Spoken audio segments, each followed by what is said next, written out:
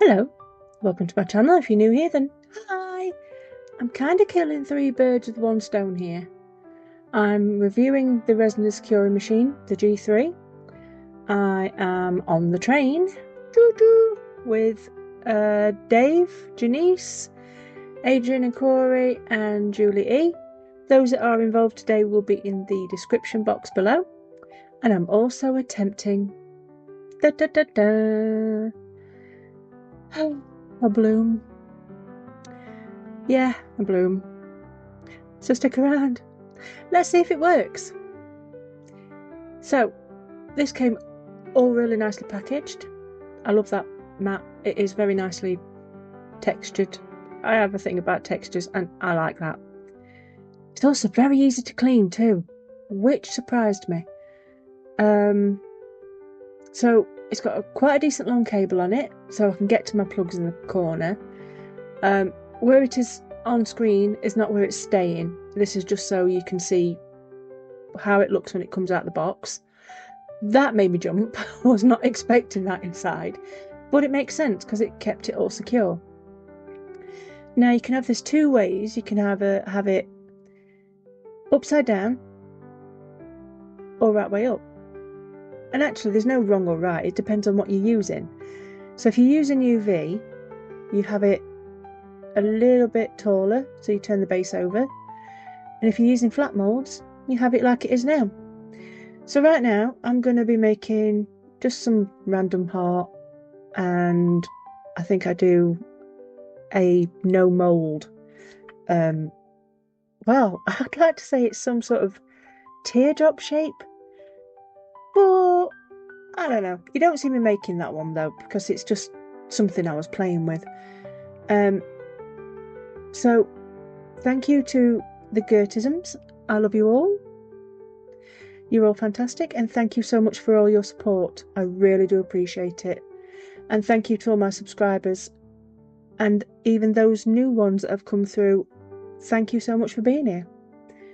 Totally and utterly grateful. I really am. So I'm using the butterflies. I have a lot of these little packets of stuff that I don't use because I don't know what to do with. So I thought, let's do a heart and shove some butterflies in it. Now, these tweezers have seen better days. They are very spragged open and rubbish. Oh, you can actually see the teardrop on the left-hand side of the screen. I'm saying left-hand side, but it's the hand that's not moving, that side. That was using UV resin, metallic powders. Oh God, I forgot what they're called. Chrome powders, there we go. And just some little metal butterflies. And obviously UV resin. And I'm putting lots of these little butterflies in, just making like a rainbow effect type thing. Nothing major. I just want to see how well this cures. And I'm going to say now, would I use this for every UV resin I'm going to use? Probably not. Because I've already got the dual light, so if you can cook at the same time, both sides. And I've also got the one that opens up. So for simple stuff, then no, I would not use this machine, because I'd use those, or one of those. But if I was doing coasters and I wanted to top coat in UV, well, I'd already have the coasters in there. So then you just stick the UV on top and then change your button. So you've got your power button, which is also your mode, which you can put onto short, tall, or UV. So right now it's on UV, and I was doing it in 30-second blasts, sort of in between layers, because I'm doing thin layers, because I know that I'm putting quite a lot in here, and UV doesn't cure very well if you don't have oh, excuse me, if you don't have a clear or no, not opaque, translucent UV to get the light to penetrate. And the last one I put on a bit longer, because I've used chrome powders to cover the back. Oh my god, I think I'm in love with chrome powders. Especially that one. It's purple and it's lovely. Sorry, purple. My inner child just came out. And I do it a few times. Here we go. Do again. Just to make sure that it's cured. Because nobody wants a sticky mess. And I turned it over as well. Now, I quite like that. But I do need to dome it. So I dome one side, then I dome the other. And I didn't realise until I'd finished and I hit the light that the actual the butterflies, holographic. I'm like, ooh, they twinkle quite nicely. I like them. You do have to make sure that your top is sat into the grooves properly, so then you know that it's all nice and secure. In the area I'm having to really jiggle it because it's a very tiny area. But it's nothing to do with the machine. That's a me problem. So now I'm top coating the actual butterfly side.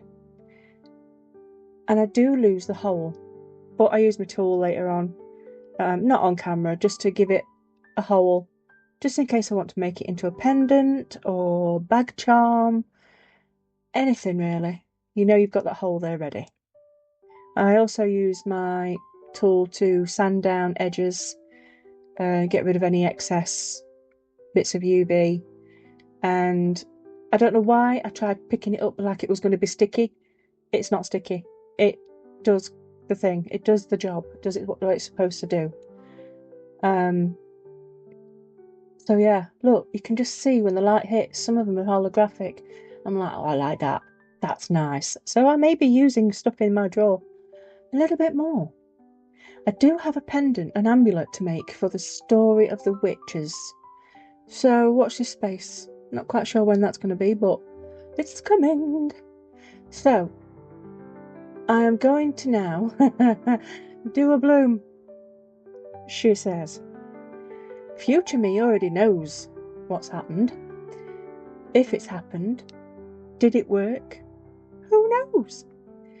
But right now, I'm pretending I'm not future me. Because I'm doing a voiceover. And I'm gonna do it different, because I don't know how to do as I'm told and do things you're supposed to do. So most people use white. I'm using black because it's a skull, and I'm thinking that, well, if it doesn't turn out as a bloom and it looks creepy or something, that's fine. It's a skull. I'm happy. So I'm not putting any pressure on myself today at all. I know I said I wasn't going to do a bloom again, but I was in a mood and I just went, fluff it. And yes, I said fluff it. So I'm attempting said bloom by putting way too much resin in. I forgot this is not that thick. So I had to take some out. And I had to Google the bottles, do Google search on the bottles to find out what were alcohol inks. And I still think one of these is wrong. You'll see in a minute the difference between the first droppers to the second and third. I think that's a dye, but it's got the same label as the others, so I assumed it was an ink. So that goes in. It's not spreading very fast, it's just very slowly. And that is slow too, actually, saying that. But then I put in the metallic ink and the metallic white. It's not a metallic white. It's just a white. And they spread lovely. So I'm still none the wiser. The next time I buy inks, they are staying in the box. Because I can't read any of my bottles, and I've got a ton of bottles. So, I do know my metallic ones are definitely inks. So, I did an Amy, and I mixed them up. And this is also part of Amy and Petra's playlist for doing blooms. So, there'll be 2 playlists in the link in the description. Please check them all out. Blooms are hard. Amy is some sort of wizard. She is just magic with them. I am not. So, it may look a complete mess. It may look nice. At this point, I'm not saying. But I stick some little stones in the middle after I've given it a bit of a swirl around, and I think I didn't leave any of this to get thick enough. So that's definitely a me problem. So now I'm trying to use up what's left. So I found a little pot, but it is taller than the actual skull. So I'm going to put it on tall to cover both bases, basically. And this is me just chucking in everything that's sat at the table and hoping and praying. It looks pretty. Now, I was actually quite pleased with this. There are a couple of bubbles because I forgot to go around the edge. So again, totally my fault. And I'd done it on the other little one I did, and remembered then, this time I forgot, but I was too busy keeping one eye on that skull, because I'm thinking, this is not moving. It's not moving. It's just sat there like a womble. So, yeah, I weren't impressed. Not impressed at all that it wasn't moving. But I thought, leave it a bit. So I'm adding everything but the kitchen sink to this mould. I didn't want to put the butterflies in from earlier, I just wanted colours. So there's not enough, but I'm going to make a top coat anyway. So that's fine. I'm going to shove the rest in there. And it's a pretty pot. I do like the pretty pot. So now it's time to cook it, basically. And I'm going to switch it on. And that says 2 minutes because it's on UV. I think it says 2 minutes. Oh, now I've changed it to tall, so now it's 2 hours. And I put it on 140. I put it on 2.5 hours because I wasn't sure how long it would take. And I've also put it on 140 degrees. And now we'll just have to wait. And that's the weird bit. It stopped and it cooled down for about 20 minutes. Well, I forgot it were there. I mean, it does make a little bit of a noise, but I was doing something else and completely forgot all about it. And it weren't until I got up to do something, I was like, oh yeah, I'm supposed to be doing that. And I had to touch it to know if it was sticky. And you know how you gingerly touch something? I'm like, oh, that's going to be sticky. It's not going to be cured. Rock hard. And I was like, oh, these times I've been saying you don't need fancy machines. Now I like it. And again, I filled it too much. So I don't think it needed 2.5 hours. I only did that just because I wasn't sure. So next time it'll just be on 2 hours, I think, and we'll see. But being able to just, yeah, I made a mess. Which is totally fine, because it comes off dead easy. I was amazed. Just peel it. Great. And whatever I've left, whatever had to come out is going in a pot to be used in other stuff. And this is leftovers. So I'm doing it again, just chucking all the things in. I think, in the pot, it's almost a Petri effect. And I wasn't even trying. But that's the problem with me. Every time I try to do something, it fails. Ugh, I need to stop trying and just go with flow. So, those two are just going to be left pink. I'm not going to do anything with those. They're going to go in my trash box to be